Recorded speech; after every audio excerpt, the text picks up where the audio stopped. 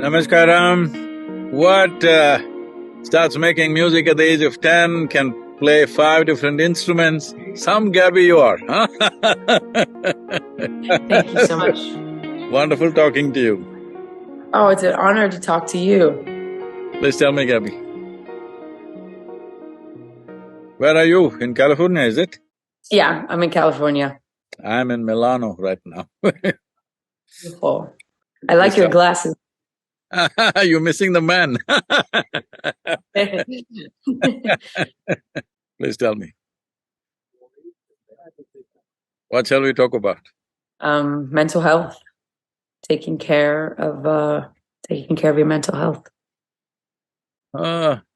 Unfortunately, artists, particularly musicians, seem to have more than their share of mental health issues.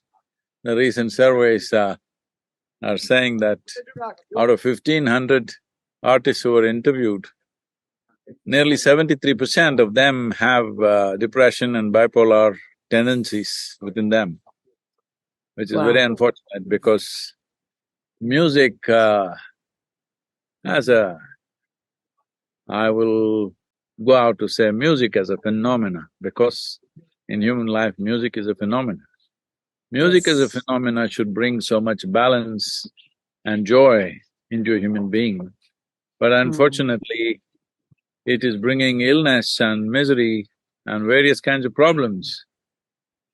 I mean, in my opinion, I think it's because most people are not musicians, they've become music industry. It's the industry which is causing all this. If they're just involved in music for the love of music, I think they would be doing wonderfully well, because music is a great healer, music is a great, tranquility and balance it can bring. It can bring great joy and love into one's life. But unfortunately, it's bringing mental imbalances. I think this is something all musicians should look at it, because if people who are doing what they love to do, if they are mentally ill, what about all the other people who are doing something just to make a living? Yeah. I agree. It's frustrating. I think being a musician is a very sensitive place. It's a very fragile place. Being any kind of artist, really. Music, I think, is just one of the most influential because everyone needs it. Everyone loves it. No matter what language you speak, you can hear a piece of music and be impacted by it and feel something from it. And I think the industry part and the people that aren't as close to the art, the people that are in it for the industry, sometimes they weaponize the artists. They take advantage of the sensitivity and the fragility of it, and they just use it and take advantage of it for their own benefit. And being an artist, you're so giving, you're so giving, and you have no choice but to give and to put out what's in you into the world. People want to continue to take. And, just speaking from my experience, that pure love for music and the pure joy, when you allow the world and people in the world to take advantage of that and to use you, then you end up being very drained, and you end up, to me, it's more difficult to listen to yourself, because you want to do the right thing. You care about what people think. You care about, how your music impacts you, how to make a living. And people take advantage of that. And it becomes very hard to listen to your inner voice, because there's so many people who are attempting to influence your mind and to influence your creativity, to package it and turn it into something that is not pure anymore. And then it becomes very hard, I think, to listen to that inner voice, and you start believing all these lies that are told about you, to you. You start believing other people and what you know to be right. And this is just kind of my experience, even in just the past 2 years. I've had to reset my way of thinking and really come back to myself and get back to the truth and kind of push any kind of ego or pride or anyone else's influence out the way.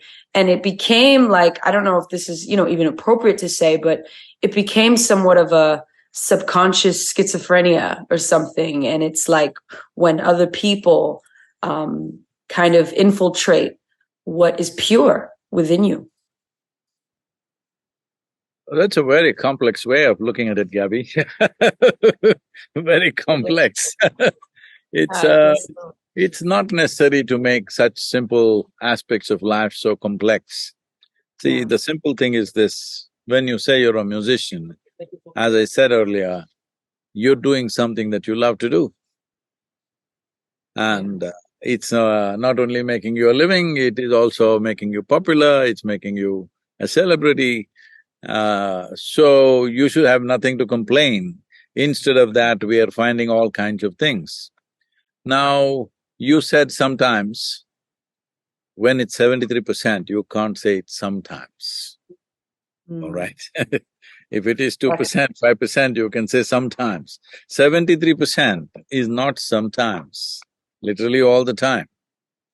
So why is this happening is something that we must pay a little more attention. Instead of complicating it in terms of ego, pride, this one, fame, name, all this is there. But the important thing is this, that human beings have not learned how to handle their own thought and their own emotion. It's as simple as that. Why is it? How long should it take for a human being to understand? See, for example, you know how to use your 10 fingers. How many years should it take for us to learn to use these 10 fingers to eat or to do something simple or maybe play a guitar? Well, everybody figures it out by the time they're 10, 12, how to use the fingers. Maybe a musician learns to use it in so many other ways and different people learn to use it in different ways of expertise, that's different. But just the simple thing about using your limbs, you learn it just like that. But the simple aspect of using your thought and emotion the way you want it seems to take a lifetime. This is simply because, people are trying to run their lives with belief systems, with ideologies, with philosophies, not looking at life in terms of, if you want to be peaceful, joyful, if you want to be productive in whatever you're doing, the most important thing is your body and your mind should take instructions from you. So, what you call as illness is just a case of your body and your mind not taking instructions from you. So, your body doesn't listen to you, your mind doesn't listen to you, your emotions don't listen to you, your chemistry doesn't listen to you, your life energies don't listen to you. So, you are happening as an accidental force. When you're accidental, anxiety is natural. Yeah. When if you're driving a car and if you do the steering like this, it goes in the wrong direction, then anybody will be anxious. Even if you are the best driver, you will be anxious, all right? So that's all that's happening right now, that your thought, your emotion, your chemistry, nothing goes the way you want. I think whether… it doesn't matter what is the nature of what we do in life, everybody needs to do this much, that we find a way, a system through which our body, our mind takes instructions from us, does not function in reaction to what's around us. See, we are the only creatures on this planet who are referred to as a being. You are a human being. We don't call a tiger being. We don't call an ant being. We don't call an elephant being. They are creatures. We are beings. What this means is, we are supposed to know how to be. How far away from that people have gone. If you knew how to be, would you choose to be blissful or miserable, Gabby? I would What's your choose to choice? be. I Blissful, would of course. choose. So you ask anybody in the world, for themselves, it is always the highest level of pleasantness that they want. Sometimes when they're in their moods, what they want for their neighbor may be debatable, but what they want for themselves is very clear, highest level of pleasantness. Why such a simple thing is not happening? Because we are not understanding that human mechanism. This is the most sophisticated machine on the planet, most complex and sophisticated machine. This body, this brain, everything put together. How to operate this? I'm asking you, have you read the user's manual? No? You do one thing, if you buy yourself a new phone, should you read the user's manual in the first 3 days or after 3 years when you're getting rid of the phone? That's the You truth. must read it. Sooner the better. So you are still a very young woman. I think it's time to read the user's manual, understand how to operate this. So essentially, all ailments, no matter mental ailments I'm talking, are essentially some level of compulsiveness. Our thought, our emotion, our chemistry becomes compulsive. It starts moving in a certain direction. So taking charge of this, or in a in a simpler way to put it, that you at least read the user's manual. How does this work? What makes it work the way it works? If we pay attention to this, there is a whole science and technology. As there is a science and technology to take charge of external situations, to create external situations the way we want, we are using technology in so many ways. But the greatest piece of technology is right here. To take charge of this also there is a science.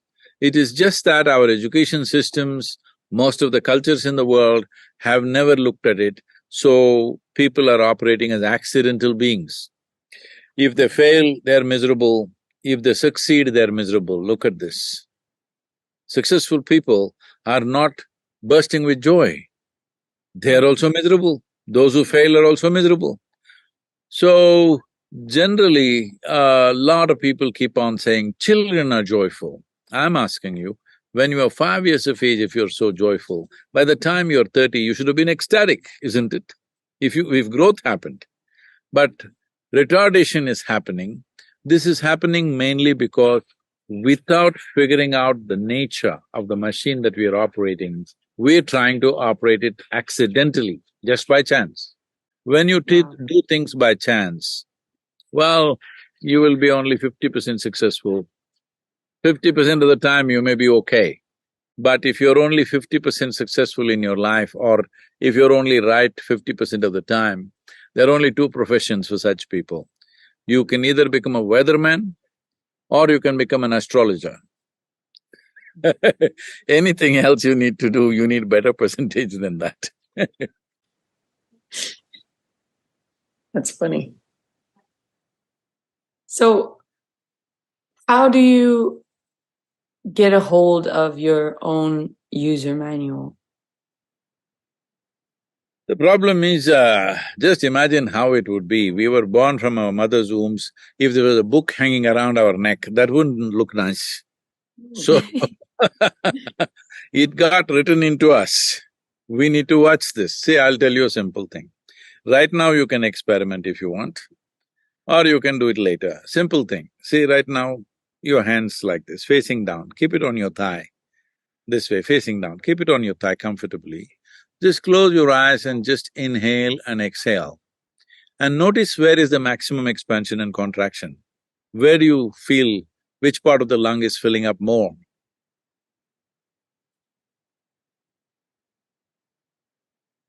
My diaphragm is filling up.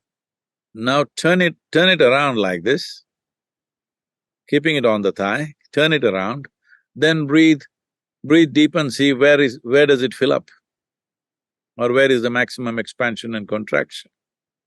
It's even lower. You know the difference, I'll tell you, when you keep it facing down, it is in the lower lobe of the lung. When you turn it around, it moves to the middle lobe of the lung. You can try it again and see. So why this is happening is, if you just turn your hand around, The way you breathe alters itself. That is how subtle and sophisticated this machine is. So I'm asking, how many times in a day millions of people are doing this without knowing what they're doing to themselves? I'm saying the very way you sit, the way you stand, the way you hold yourself, everything is affecting the very chemistry and the organization of the body. But there is no education to tell you how to do this. So there is a whole science. Generally, you're in California, I'm really afraid to use this word. The word yoga in the West has become like this, you twist yourself, turn yourself, in the end you look like a leftover noodle. That is the idea of yoga. No, the word yoga means you're in union. The word yoga means you paid substantial attention to yourself, that you have obliterated the boundaries of your individuality. That is, if you sit here, you experience life in union with everything else. Well, every human being has experienced this at some time, a moment of love, a moment of togetherness. Somewhere people have touched this, that you can experience yourself beyond your body, beyond the boundaries of your body. But it is momentary, they're not able to be like that. If you could stay like that every moment, then we say you're in yoga. Yoga does not mean twisting, turning at all. Yoga means union, that this is possible only for a human being. That's why we are beings, that we can be in such a way that our physical structure, the boundaries of your body are not the limitations of our life. If we do not explore this, we feel trapped. This is the nature of the human being. See, every other creature is happy. If their stomach is full, their life is complete. They don't have to do anything else. But once you're a human being, stomach empty, only one problem. Stomach full, 100 problems. Because once survival process is taken care of, then human being starts longing to expand. Doesn't matter who you are, what you are, you want to be something more than what you are right now. If that more happens right now, immediately you want something more. If that happens, something more. If you really look at it, you want to expand in a limitless way. If you want to expand in a limitless way, can you do this physically? Physicality exists because of limited boundaries. Without boundary, there is no physical. But there is something within you who wants to expand in an unlimited way. This simply means there is something within you always longing to touch something which is beyond physical nature. If you do not allow this life to touch that, then it gets frustrated within. Nothing need to go wrong in one's life. If you just become stagnant in your life, you will get sick. This is the nature of human existence. This is not the way other creatures are made. Other creatures are happy with stagnation. Other creatures are happy with status quo of their life. Human beings are not happy with status quo. Something needs to happen because it's always looking for limitless expansion. Limitless expansion is possible only if you touch a dimension beyond physical nature. This has not been facilitated for most human beings. This is the reason why everything seems to be a problem. The more successful a society becomes, more affluent a society becomes rather, you will see more and more people will turn sick in that society, simply because they're not fighting for survival anymore. So they struggle within themselves, not knowing where to go, how to go. This guidance, this possibility has to be opened up for every human being. A conscious planet, a more conscious human beings. If we do not strive for that, then everything that human beings have achieved at a great cost, at a great cost. When I say a great cost, see, to achieve affluence, either in individual life or in the society's life or in a nation's life or in the planet's life, let's say in the humanity's life, it's an extremely arduous journey. And every other life pays a price for this. Every creature, from a microbial life to the biggest creature on the planet, has paid a price for our affluence and our well-being. But human beings, after doing all this, they're not even happy. They're losing their mind. And losing your mind is not an individual thing anymore. WHO is talking about in the next year or two, there will be a mental health pandemic. The United States Surgeon General is saying every one among two Americans is feeling lonely right now. So what's happening to the other guy, I don't know. So, one in two are feeling lonely. Loneliness is a place where we incubate mental illness. Once we start feeling lonely, depression is just the next step. Wow. So there is a whole science, there's a whole technology how we can create a blissful chemistry. One has to come in touch with that. Right now, you play music, if it all goes well, yes, music creates a blissful chemistry. But if it doesn't, after some time, there's a problem. Because right now, all these musicians, 73% whatever, getting sick is mainly because they're in high decibel sounds. Even there is such high decibel sounds around them, they release excess hormones in their system which causes enormous stress right across the body. Wow. That's very interesting. I never knew that. For yourself, Gabby, the important thing is, to create spaces and times where you can simply be still and in silence. There is a tremendous benefit from that. It is in the scape of silence that all sounds can happen. And silence not to create something, silence not to write a song or make music, just simply being silent. Like everything else is in creation, just being silent. It will change the very neurological system. The brain plasticity can go through a tremendous amount of shift. We have a whole lot of studies right now. We have a center in the Harvard Medical School where studies are done. If you want, I will send you those, the results of those studies. It's just incredible what kind of difference it makes just a few minutes a day. If you practice something powerful, what kind of difference it makes in your chemistry and in your energy systems. Wow. Yeah, I would love to see that. It's very important for me as I move forward in life, to remember the things that you're telling me. Because I think I've been moving accidentally. If we do anything accidentally, anxiety becomes natural part of our life, isn't it? So do you think sitting in silence, and having that moment, do you think that that will make a difference in the way that I make decisions in my life and the choices that I make, and the people I choose to surround myself with? See, once you have clarity, say right now, let's say our physical vision, your eyes are very clear. To walk across the room in which you're sitting, it's not a problem, isn't it? Simply, effortlessly you will go. But if you can't see properly, let's say it's dark or you cannot see properly, then you see a simple thing walking through the furniture, how difficult it is. How many times you're going to bump into something or the other. So this is how life is, to bring clarity. Right now, we are muddled. People are just getting muddled with their own thoughts and with their own emotions. Because most people don't realize, thought and emotion is not life.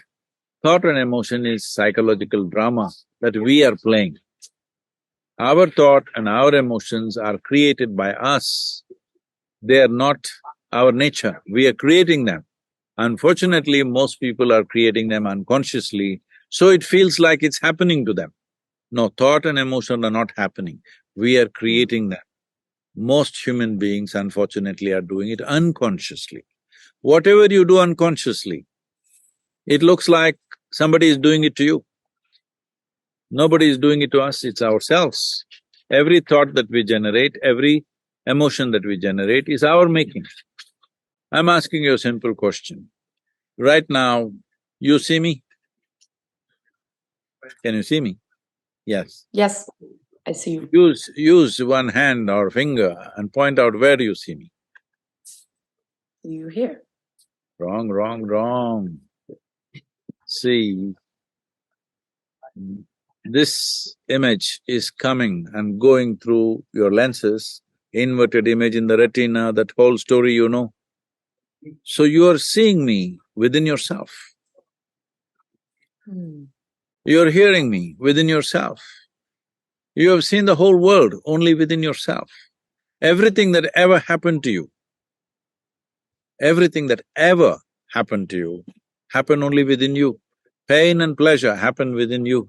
Joy and misery happen within you. Agony and ecstasy happen within you. So whole human experience is happening only within you, it never happened outside of you.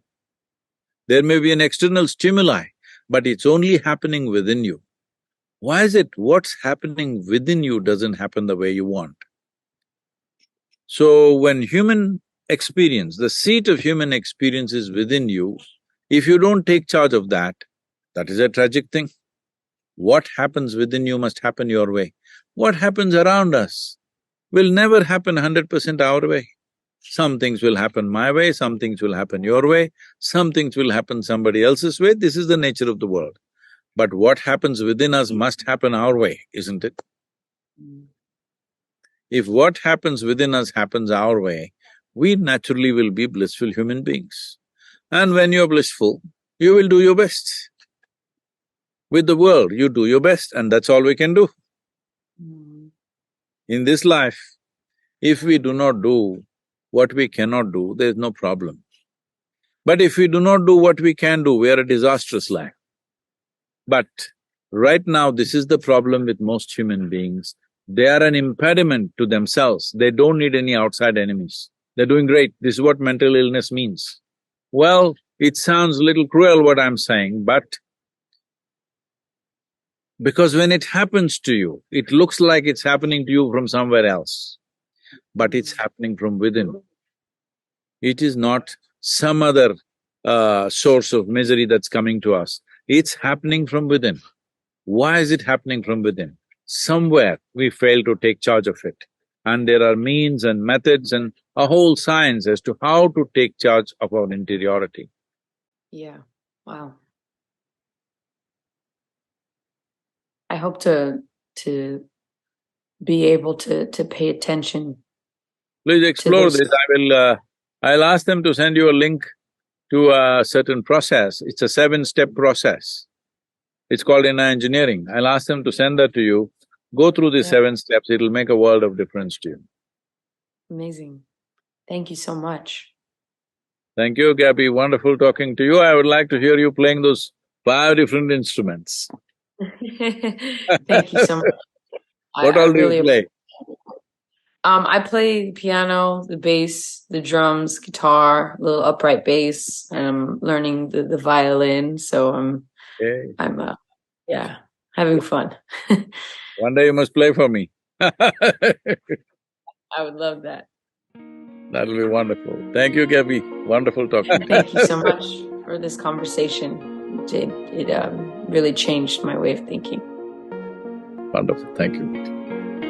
You must do some music for me one day. I will.